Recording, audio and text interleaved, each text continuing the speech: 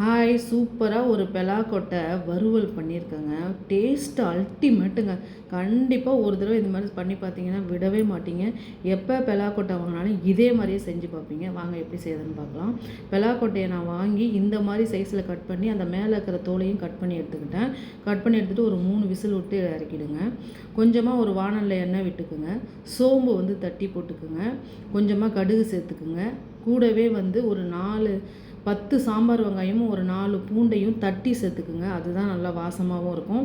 அந்த பொரியலுக்கு நல்ல ஒரு டேஸ்ட்டை கொடுக்குங்க. தட்டி போடும்போது அவ்வளோ சூப்பராக இருக்கும். அதுமாதிரி தட்டி சேருங்க. கொஞ்சமாக கருவேப்பிலை சேர்த்துக்குங்க. அப்புறம் நல்ல ஒரு பழுத்த தக்காளியையும் சேர்த்துக்குங்க. சேர்த்து நல்லா வதக்கி எடுத்துக்கோங்க. கூடவே கொஞ்சம் மஞ்சத்தூளும் சேர்த்து நல்லா வதங்கினதுக்கப்புறம் அந்த இதுக்கு தேவையான அளவு உப்பு, ஏன்னா நான் பெலாக்கொட்டையிலையும் கொஞ்சம் உப்பு போட்டிருக்கேன். இதுக்கு நான் வெங்காயம் தக்காளிக்காக கொஞ்சம் உப்பு சேர்த்துருக்கேன். கூடவே வெறும் சில்லி பவுட்ரு மட்டும் சேர்த்துட்டு கொஞ்சமாக தண்ணி விட்டு அந்த மசாலாவோட பச்சை ஸ்மெல் போகிற வரைக்கும் கொஞ்சம் அந்த தண்ணி விட்டதுனால நல்லா வதங்குங்க.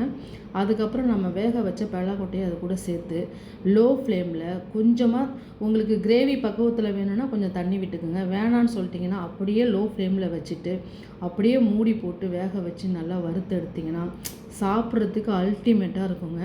குழந்தைங்க, நீங்கள் சாப்பிடாத குழந்தைங்க கூட கண்டிப்பாக இதை சாப்பிடுவாங்க. கண்டிப்பாக இந்த மாதிரி ட்ரை பண்ணி பாருங்கள். பிடிச்சிருந்தால் லைக் பண்ணுங்கள். அமுதா அடுப்பாங்கரை சேனலை சப்ஸ்கிரைப் பண்ணுங்கள்.